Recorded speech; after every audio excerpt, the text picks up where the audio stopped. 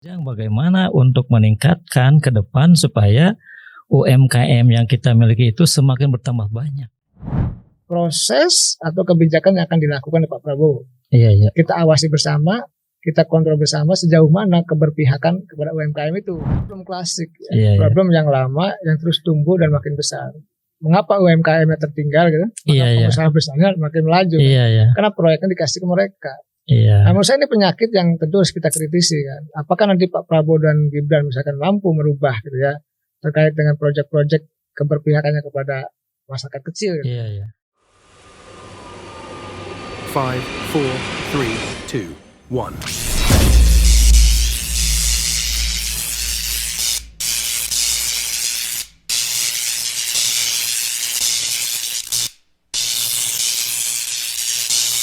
Elko Entrepreneurship, solusi bisnis UMKM. Elko Entrepreneurship Channel, solusi bisnis bagi teman-teman UMKM. Hadir bersama kami, Dr. Ujang, sengaja datang dari Jakarta. Assalamualaikum Pak Dokter. Waalaikumsalam. Assalamualaikum. Ini Pak Dokter Yusuf Kang juga. Yusuf. Alhamdulillah, terima kasih diundang ini. Alhamdulillah Pak. Kagunturan madu pemirsa orang nama Pak Dokter. Pak Dokter sebagai pengamat politik, hari ini kita bergeser sedikit pada kebijakan-kebijakan UMKM sesuai dengan tema besar podcast kita gitu ya Pak Yusuf. Ya betul, kita memanggil Kang Ujang itu ingin meminta bagaimana kebijakan-kebijakan yang akan datang berkenaan dengan pengembangan UMKM. Karena kita ini memang butuh sekali kehadiran UMKM. Kalaupun misalnya kita dikatakan sebagai negara yang kaya dari sisi sumber daya alam, namun kekayaan itu sampai sekarang belum bisa mensejahterakan masyarakatnya karena ternyata peran UMKM belum maksimal. Nah ini kira-kira Kang Ujang bagaimana untuk meningkatkan ke depan supaya UMKM yang kita miliki itu semakin bertambah banyak. Saya punya keyakinan ya Kang Yusuf, Pak Anton. Makasih. Bahwa pemerintah yang baru punya kepedulian terhadap pengembangan UMKM itu. Kenapa? Ya lihat saja janji kampanyenya itu. Ada pemberantasan korupsi, soal pendidikan, soal kesehatan, masuk soal UMKM. Ini makan gratis juga itu bisa. Ya itu pengembangan UMKM juga. Jadi jangan sampai begini, makan gizi gratis ya, makan gizi. Itu lalu diberikan kepada pengusaha besar. Jangan juga. Ya, kemarin saya lihat ada teman gitu ya, katanya mau ngurus pemakan bergizi gratis katanya. Tapi saya lihat kok dia, mohon maaf, orang partai. Saya bilang nih maksud saya yang begini-begini nih yang harus dihindari. Artinya kalau memang pemerintah keberpihakannya besar ya kepada UMKM, maka mohon maaf kerjaan-kerjaan itu diberikan kepada teman-teman yang memang tadi hidupnya di UMKM dan di daerahnya. Di daerah. Kenapa? Kan begini, pemerataan pembangunan kan harus muncul dari daerah. Nah, terima kasih nih udah saya di Garut ya kan. Dan Garut tentu punya perhatian khusus kan dalam konteks ingin mengembangkan UMKM yang bagus. Nah, kalau saya sih begini, bukan hanya itu Kang Yusuf dan Kang Anton. Sebenarnya bagaimana Garut ini menjadi pilot project ya tentang UMKM di Indonesia. Harus mulai dipikirkan. Tadi bagaimana kalau Kang Yusuf mengatakan kebijakannya gitu ya. Ya kita nanti mungkin akan kawal, ya kan. Saya tadi sebagai pengamat, sebagai akademisi kan mengawal proses atau kebijakan yang akan dilakukan oleh Pak Prabowo. Kita awasi bersama, kita kontrol bersama sejauh mana keberpihakan kepada UMKM itu. Betul. Nah kita lihat nanti menterinya siapa nih. Lalu wamennya juga siapa. Karena menterinya siapa dan wamennya siapa itu menentukan kebijakan, arah kebijakan di kementerian itu. Apakah mereka peduli kepada orang kecil, ya kepada UMKM, ataukah kepada orang yang besar, atau pengusaha yang udah besar lah ya. Oleh karena itu saya meyakini tetap bahwa Pak Prabowo sebagai presiden terpilih itu kan butuh pengakuan, butuh tingkat kesukaan yang tinggi dari masyarakat, atau kalau saya katakan butuh kepuasan yang besar dari publik. Maka untuk meningkatkan citra di mata publik gitu lah, ataupun untuk mendorong kepuasan agar masyarakat suka kepada Iya. Pak Prabowo, maka kan dibangun program-program yang pro rakyat. Iya. Nah, Betul. termasuk pengembangan UMKM. Iya. Jadi saya punya keyakinan, cuma memang persoalannya di kita nih yang saya lihat birokrasinya. Iya. Jadi misalkan atasnya menterinya nih eksekusi kebijakannya kadang-kadang birokrasinya berbelit, kadang-kadang kebijakannya nggak sampai, ataupun kadang-kadang kebijakannya itu mohon maaf ada diberikan kepada mohon maaf pengusaha yang lain. Iya. Ini saya punya cerita, kemarin saya ketemu dengan seorang akademisi pengusaha juga di Jakarta. Iya. Ini cerita soal UMKM. Dia dapat proyek dari kementerian UMKM. Ternyata dia mengalahkan tendernya orang kementeriannya. Kira-kira dia punya Iya. pengusaha yang di backup oleh orang kementerian. Orang dalam. Ya, orang dalam. Dia dapatkan. Begitu didapatkan tetap saja diganggu. Iya. Ini penyakit birokrasi ya, diganggu. Akhirnya apa yang terjadi? Akhirnya diberikan lagi proyek itu. Oh. Maksud saya ini kan tidak sehat ya. Iya. Nah, maksud saya ke depan ini jangan sampai ada yang seperti ini lagi gitu loh. Iya. Jadi berikan hak UMKM itu kepada UMKM. Benar-benar. Nah, kepada betul-betul itu. Kenapa? Tadi karena kalau Pak Prabowo ingin kepuasannya tinggi di mata publik, Iya. agar misalkan tadi janji-janji kampanye juga bisa direalisasikan, maka suka tidak suka ya tadi UMKM menjadi penting untuk bisa dikembangkan ke depan. Nah, ini mungkin Kang Ujang ada pertanyaan, Ya. dan ini mungkin menyambung pertanyaan rekan-rekan UMKM. Kan salah satu persoalan UMKM itu masalah pasar. Ya. Kenapa pemerintah tidak melibatkan UMKM dalam pengadaan barang misalnya? Yang dapat tender itu ternyata perusahaan-perusahaan besar. Kenapa tidak langsung ke UMKM? Misal contoh, ada teman yang pernah kita jumpai dari Garut, yang tadinya dia itu akan memenangkan tender untuk pengadaan jaket, ternyata kalah. Nah, apakah ke depan misalnya khususnya pemerintah dalam pengadaan barang-barang seperti tadi bisa langsung memberikan kesempatan yang sebesar-besarnya buat UMKM kita supaya UMKM kita itu bisa berkembang. Iya. Nah, ini kira-kira seperti apa? Kok sekarang yang dapat tender itu ya orangnya itu-itu juga, perusahaannya itu-itu juga gitu.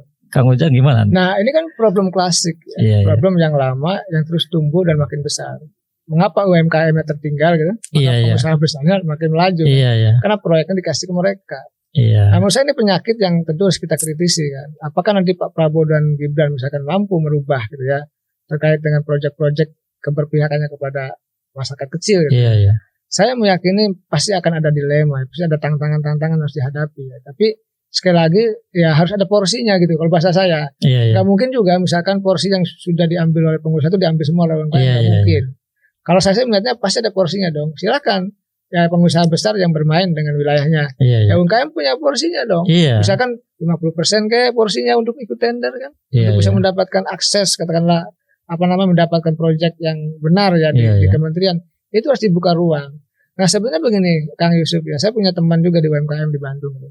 Mereka punya akses ternyata ke luar negeri gitu. Ada di NTB juga yang jual Iya, iya. cincin Batu Ali. batu ali macam-macam itu ada ikut pameran. Memang punya akses sendiri gitu loh. Tadi tidak dibantu ya, mestinya kan Iya, iya. dibantu, mestinya dikasih informasi oleh pemerintah, mestinya dibina dan lain Iya, sebagainya. iya. Oleh karena itu saya melihat begini, potensinya besar UMKM ini, tapi ditinggalkan gitu loh. Oh iya. Iya. Jadi dorongannya tuh hanya di atas kertas gitu. Iya, iya. Padahal proyeknya dikasih ke yang lain. Nah ini menjadi problem. Oleh karena itu agar tidak terjadi seperti itu lagi, ya kita kawal bersama lah, kita dorong bersama. Iya, Kan iya. gini, pejabat sekarang ini kan kayak ini, Kang Yusuf, Kang Anton, ya, kayak di akuarium, bisa kelihatan gitu loh. Oh, Benar iya. enggaknya, salahnya enggak kan kelihatan, kita bisa nilai kan. Pintar Iya. tidaknya. Ya kalau keberpihakannya tidak sungguh-sungguh ke UMKM, ya kita kritisi juga pasti mereka juga akan berpikir ulang. Iya, iya. Oleh karena itu tadi pengawasan kontrol dari publik dari kita semua ya. Nah tadi kolaborasi antara UMKM dengan kekuatan civil society menjadi penting. Iya, iya. Artinya ada UMKM-nya didorong untuk menjalankan unit bisnis, di Iya. saat yang sama dikawal oleh civil society gitu Iya, agar iya, iya. memang kolaborasi itu menghasilkan tadi ya proyek-proyek yang menguntungkan teman-teman di UMKM Iya, iya. itu. Jadi gini Kang Ujang, mudah-mudahan kebijakan Presiden yang Prabowo. sudah kita pilih Ya, ini selamatnya kepada Bapak Prabowo. ya. Harapan kami bahwa untuk belanja kebutuhan dari institusi pemerintah itu memang memberikan proses yang cukup kepada UMKM supaya mereka bisa berkembang, karena persoalan mereka itu salah satunya pasar gitu. Iya, Nah, iya, apakah pasar pemerintah yang selama ini belanjanya itu kepada perusahaan tertentu, mungkin sebagian nanti kita khususkan buat UMKM supaya mereka bisa tumbuh dan berkembang. Begitu Kang Ujang kita. Ya, saya coba dorong nanti ya. Kita kan gini, kita lihat tadi menterinya siapa ya. Mungkin Iya, Kang iya. Anton tahu bocorannya walaupun udah dipanggil, tapi kan belum tahu siapa kan. Iya, iya, iya. Wamennya juga kita belum tahu siapa karena belum diumumkan. Walaupun nama-namanya sudah muncul di media. Iya, Tunggu. iya. Nah, maksud saya begini, harus ada roadmap ya terkait dengan pengembangan UMKM itu. Iya, iya. Ada desain, planning jangka panjang. Nggak bisa UMKM itu dibiarkan ya akhirnya meregang nyawa sendiri.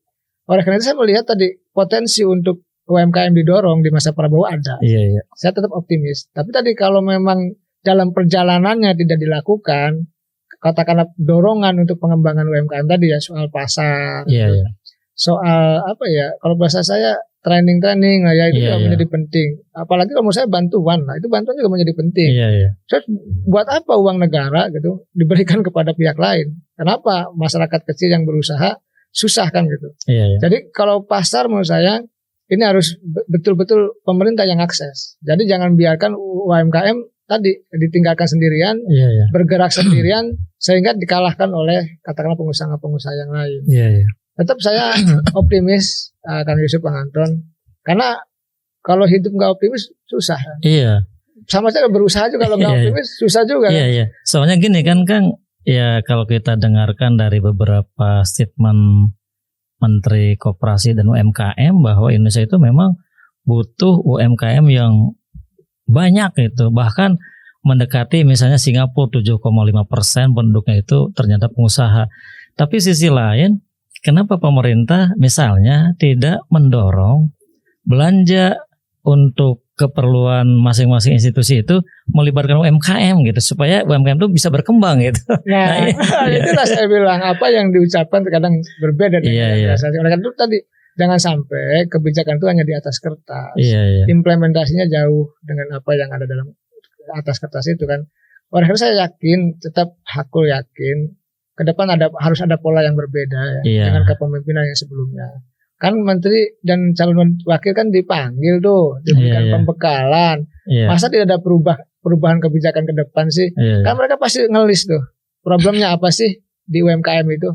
Misalkan Kementerian UMKM kan, Iya, iya. kan dipisah ada Kementerian Koperasi dan UMKM sendiri bahkan lebih fokus bahkan. Oh iya sekarang Ya, bisa kan? Iya. lebih fokus lagi sendiri. Jadi ada pariwisata, ada Kementerian Ekonomi Kreatif juga Ya, dipisah. artinya itu kan khusus ya. Nah, dalam konteks itu mestinya mereka harus tahu problematika UMKM selama ini. Pasti akan di-list kan. Nah, Iya, ketika iya. sudah tahu masalahnya tadi soal pasar, misalkan soal kemasan, packaging, Iya, iya. soal jaringan, soal permodalan gitu, soal katakanlah pengembangan SDM-nya gitu. Iya, iya. Nah, ini kan harus diberikan solusi oleh mereka. Harus ada solusi dari mereka. Iya. Dari negara dong, dari pemerintah kan gini. Negara itu harus intervensi dalam konteks yang seperti ini. Oh iya. Jadi intervensi itu bukan masalah hukum aja nih. Iya, iya. Kang Ujang, yang ngurus UMKM itu ada Kementerian Desa, ada Oke. Menteri Koperasi, ada Menteri Perdagangan. Saya kira urusan kelautan dan perikanan juga bersentuhan dengan UMKM. Menteri Pertanian juga bersentuhan juga dengan UMKM. Tadi kita bilang koperasi juga akan dipecah, kemudian pariwisata dan ekonomi kreatif juga akan dipecah. Nah, Pak Prabowo ini kira-kira sejarah ke belakang dia bersentuhan dengan UMKM atau mungkin timnya. Di situ ada Profesor Dr. Burhanuddin Abdullah misalnya Dewan Pakar Ekonominya Pak Prabowo, atau mungkin Pak Ujang, Kang Ujang lebih saya kira lebih paham lagi sentuhan-sentuhan selama ini Pak Prabowo ke UMKM terus, dan harapan Pak Ujang sendiri ke depan seperti apa, Kang Ujang? Ya, Pak Prabowo kan dari dulu memang banyak membantu ya masalah petani, UMKM. Bukan hanya dalam negeri, bahkan luar negeri. Bahkan TKI dibantu. Ya, saya percaya tadi Dewan Pakar ya Pak Burhanuddin Abdullah. Orang Garut ya. Orang Garut. Nah, saya tahu. Dia Mantan sekarang, Rektor Ikopin. iya, dan pernah jadi Gubernur BI. Pernah Gubernur BI. Artinya beliau day to day tiap hari ada di Kertanegara. Saya dengar gitu ya. Artinya kan mampu merumuskan kebijakan ya terkait dengan persoalan UMKM. Saya percayalah kalau tadi backgroundnya BI gitu ya. Mantan Rektor Ikopin. Rektor Ikopin. Tadi makanya ada kementerian-kementerian betul-betul yang dipecah khusus ya kan untuk pengembangan UMKM. Artinya kita masih punya harapan nih kita masih punya optimisme nih ya kan bahwa keberpihakan pemerintah nanti ke depan semakin tinggi ke UMKM. Tapi kan harus diukur nih. Harus harus kita nilai nih. Diukur dan didorong. Didorong apakah nanti betul-betul terlaksana atau tidak, atau tadi hanya di atas kertas. Nah, kita ini tadi repotnya susahnya tadi terkait dengan proyek-proyek kenapa tidak ada yang ke UMKM lalu ke pengusaha-pengusaha tertentu itu aja. Ya karena tadi mohon maaf ya keberpihakannya kurang. Oleh karena itu saya yakin tadi Pak Prabowo, Pak Burhanuddin Abdullah ya timnya, dewan pakarnya di sana itu tadi punya grand design terkait dengan pengembangan UMKM. Saya memang belum melihat ya karena kan mereka tertutup ya karena ada tim sendiri ya. Oleh karena itu kita uji, kita nilai dalam 100 hari kepemimpinan para menteri itu apa yang dilakukan baru akan kelihatan kok. Mana yang benar, mana yang tidak, mana yang oke, mana yang tidak akan kelihatan. Tadi terkait dengan keberpihakannya ke UMKM ada atau tidak akan kelihatan pasti. Sekarang ini belum kelihatan kenapa? Menterinya siapa belum tahu, wamennya siapa belum tahu, karena kan belum diumumkan dan belum dilantik.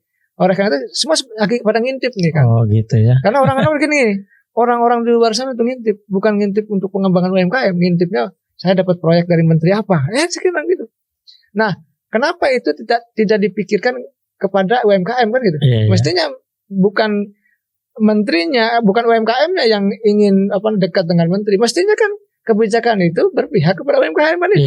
Jangan dibalik dong. Ini mah kita mohon maaf UMKM yang butuh kan. Butuh ke pemerintah, butuh regulasi. Jangan begitu dong. Mestinya pemerintah negara memberikan keluasaan ya kan. Katakanlah kalau bahasa dorongan ya yang kuat untuk pengembangan UMKM kan itu yang benar. Logika rasional kan begitu. Masa kita masyarakat kecil, pengusaha kecil harus ngemis-ngemis gitu lah. Ke pemerintahan lucu. Oleh karena itu ini kritik kita bersama ya kepada pemerintah Pak Prabowo ke depan nih bahwa pemerintah yang baik adalah mereka yang mampu memberikan gitu ya keleluasaan, kewenangan ataupun dorongan pengembangan usaha kepada UMKM itu. Dan ini Kang kalau tadi kata Akang sekarang banyak orang yang lagi ngintip. Kita UMKM justru ngintip karena insya Allah Pak Prabowo akan concern terhadap pengembangan UMKM. Apakah ke depan UMKM akan mendapatkan banyak kesempatan untuk menjadi rekanan pemerintah dalam soal pengadaan bahan gitu. Nah itu kita juga sedang mencari-cari informasi karena harapannya kan Bapak Prabowo ingin UMKM ini bisa berkembang terus. Jadi kita itu memang sekarang lagi menunggu dan bersemangat. Jadi bersemangat berharapan baik. Kemudian juga menaruh harapan yang besar kepada Bapak Prabowo supaya UMKM yang kita miliki itu ke depan bisa berkembang gitu. Sepakat Bang. Kalau saya gini, saya dengar dari kemarin kampanye Pak Prabowo aja membentuk unit-unit UMKM. Mungkin kita tidak terasakan ya, tapi mereka kan namanya kampanye dulu. Saya menang itu katanya memberikan bantuan-bantuan kepada UMKM. Nah, kenapa ini tidak dilanjutkan gitu loh? Kenapa proporsi ketika sudah menang gitu ya tidak dilanjutkan didorong untuk pengembangan UMKM itu? Saya sedikit banyak ya, walaupun saya di politik pernah bersentuhan dengan UMKM karena dulu saya dekat dengan komisaris-komisaris BUMN kan. Jadi ada CSR gitu untuk BUMN. Kadang-kadang anggota DPR, Kang Anton paham lah, misalkan memberikan bantuannya gitu. Masih saya sering dulu bersentuhan. Saya misalkan mengakses keuangan dari BUMN saya berikan. Sering dulu toko-toko itu saya sering dulu. Artinya saya sedikit banyak tahu. Nah sebenarnya ini yang dibutuhkan gitu loh. Kenapa misalkan dulu anggota DPR di dapilnya aja bisa mengakses gitu. Mengapa ini negara pemerintah yang katakanlah punya kekuatan full ya untuk mendorong UMKM agar maju, kenapa nggak dilakukan? Nah, mestinya tadi keberpihakannya lebih besar lah. Jadi mindset yang lama harus dirubah dengan mindset baru. Artinya kebijakan yang lama juga masih diperbaiki untuk tadi pengembangan UMKM yang lebih menurut saya lebih maju lagi. Kalau nanti tidak ada perubahan kebijakan misalkan, ya kasihan akan makin gulung tikar. Katanya UMKM ini adalah sebagai apa ya? Kalau bahasa tulang punggung perekonomian katanya sama dengan koperasi kan. Tapi kenapa dibiarkan? Kenapa proyeknya dikasih kepada mereka-mereka yang punya uang? Nah, oleh karena itu sekali lagi saya tetap karena saya dosen kan, kita sama-sama dosen, artinya punya optimisme itu. Nah, akan kelihatan tadi ya soal apakah keberpihakannya ada atau tidak Pak Prabowo itu dengan program makan bergizi. Iya, iya.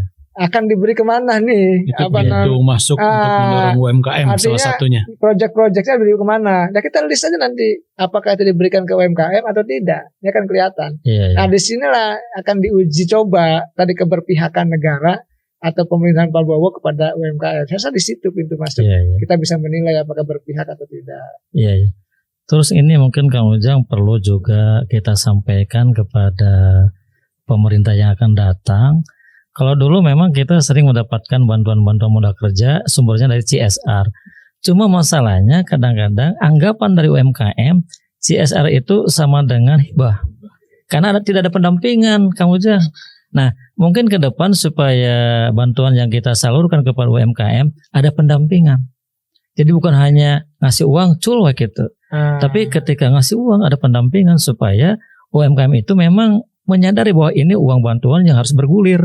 Nah ini juga perlu kita sampaikan kepada pemerintah yang akan datang karena walaupun memang niat baik dari pemerintah dulu itu memang positif. Masalahnya tidak ada pendampingan. Kesannya di masyarakat bantuan dalam bentuk CSR itu sama dengan hibah. Padahal itu dana bergulir gitu yang harus diputar kembali gitu. Ya ini saya rasa masukan yang tepat ya untuk pemerintah kan. Saya sepakat itu karena saya juga kan banyak yang jualan juga kan teman-teman saya, keluarga saya ini kan UMKM juga hidup dari situ. Karena kan bukan orang besar ya kan. Jadi kita juga tadi butuh support dan dukungan dari pemerintah itu. Ya kalau bahasa saya sih apa tadi? Kalau saya bimbingan ya. Kalau bahasa kan tadi pendampingan. Ya kalau nggak ada pendampingan gimana? Kan biasanya begini, masyarakat nih, mohon maaf, masyarakat kecil nih ya. Mohon maaf sekali lagi, dikritikan juga buat saya. Kalau dikasih bantuan kambing, kadang-kadang kambingnya pada mati juga kan. Aduh banyak tuh teman-teman, nggak diurus juga. Dikasih bantuan apa mati juga, bingung ya. Nah, karena tadi tidak ada pendampingan. Ya kan mestinya kalau dikasih bantuan tadi pendampingan yang komprehensif. Betul. Ini penting. Buat apa banyak tokoh-tokoh, banyak akademisi yang jago ya di bidang UMKM, ada Ikopin kampusnya kan. Kampus ekonomi juga banyak, manajemen juga banyak. Kenapa tidak direkrut gitu kan orang-orang yang ahli untuk mendampingi UMKM itu? Saya rasa kalau tadi keberpihakannya tinggi kepada UMKM, saya rasa ini bisa diselesaikan sedikit-sedikit ya untuk memperbaiki problematika yang ada di UMKM itu. Nah, fokus tadi ya pengembangan UMKM salah satunya adalah pendampingan. Pendampingan. Saya rasa yang wajib saya wajib.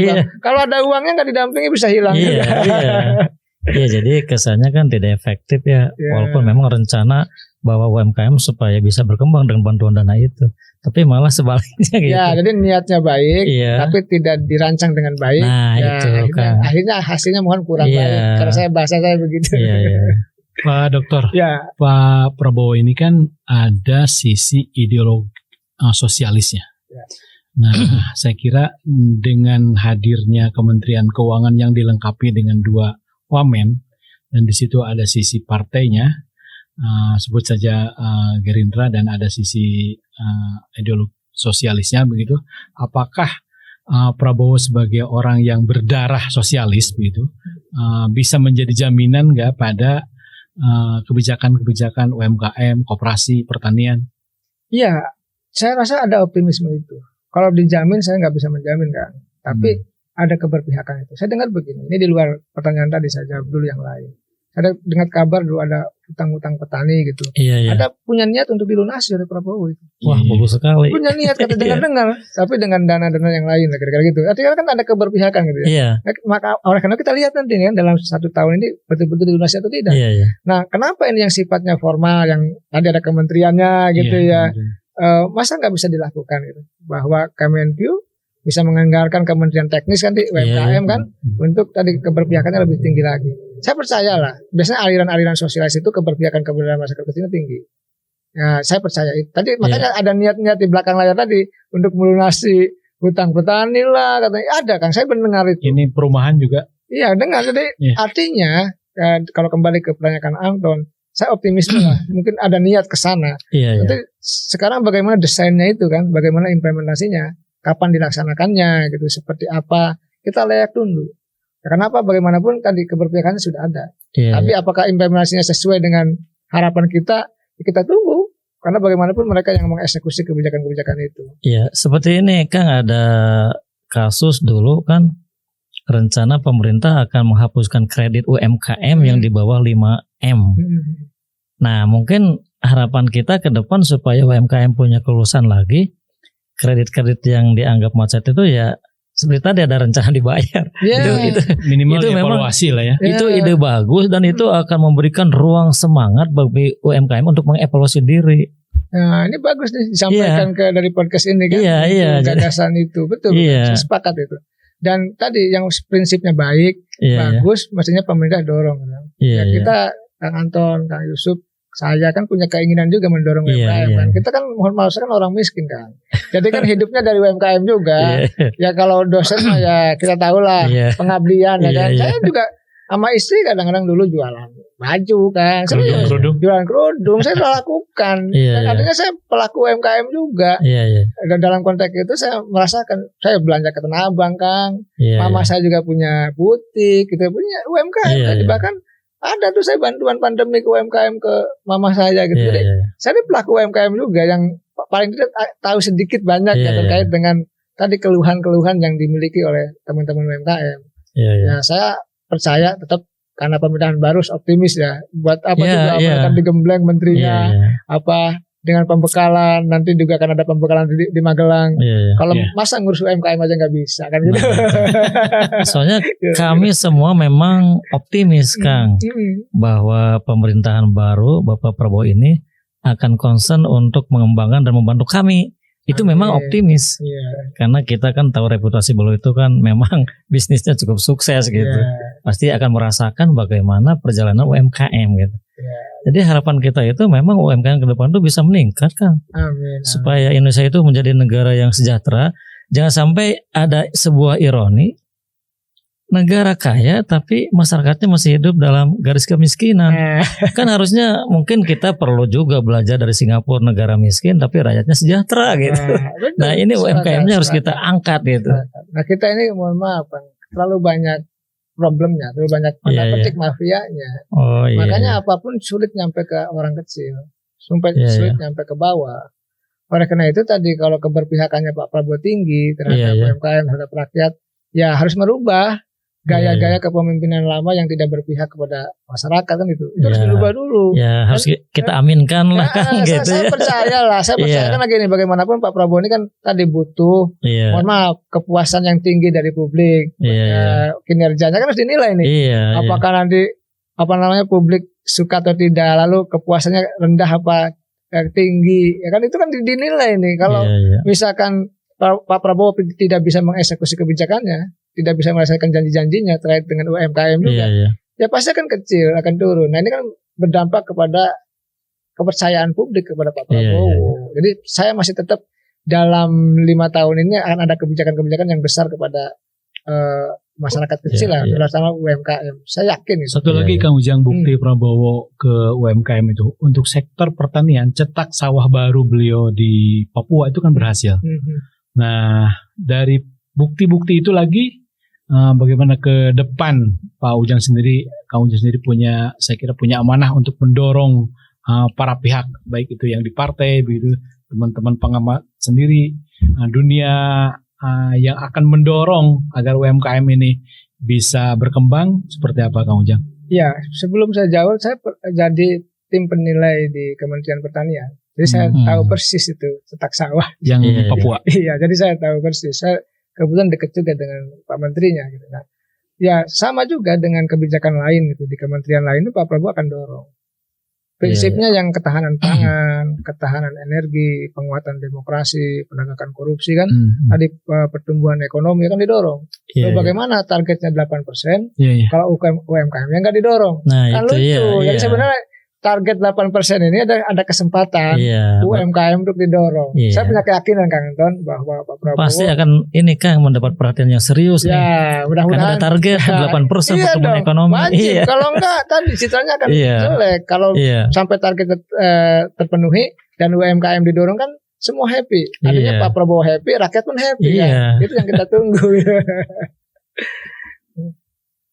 Iya, Pak Dokter, Pak Siap. Ujang dan Pak Yusuf, kita dibatasi waktu. Iya, iya, iya. Menarik sebenarnya Kang Anton. Iya. Tapi barangkali Pak Yusuf pasti ada ini, silakan. Silakan. Ya mungkin kalau dari saya sendiri memang kita menaruh harapan besar kepada pemimpin baru dan kita selalu mendoakan supaya beliau itu tetap sehat, semangat sesuai dengan apa yang pernah dia sampaikan dalam kampanye UMKM harus berkembang. Nah itu mungkin Kang nanti sampaikan tolongnya kepada. Iya, saya kebetulan dekat dengan petinggi lingkaran Pak Prabowo. Iya. Ada beberapa orang saya kenal dekat. Iya. Ya, nanti saya sampaikan. Iya. Saya WA lah. Alhamdulillah. Saya kenal juga. Saya nggak sebutkan lah ya. Iya. Jadi lingkaran langsung dengan Pak Prabowo ada 3 orang lah saya kenal. Iya. Ya mudah-mudahan amanah ini bisa saya sampaikan ke. Iya, amin. Amanah dari UMKM se-Indonesia. Dan jangan lupa Garut juga. Garut. Iya. Begitu. Baik, makasih Pak Dokter Siap, Kang Ujang. Anton. Jauh-jauh dari Universitas Siap. Al-Azhar Siap. Indonesia. Teman-teman sekalian, demikian podcast kita. Wallahu a'lam bishawab. Wassalamualaikum warahmatullahi wabarakatuh. Waalaikumsalam warahmatullahi wabarakatuh. Tepat namanya. Elko Entrepreneurship, solusi bisnis UMKM.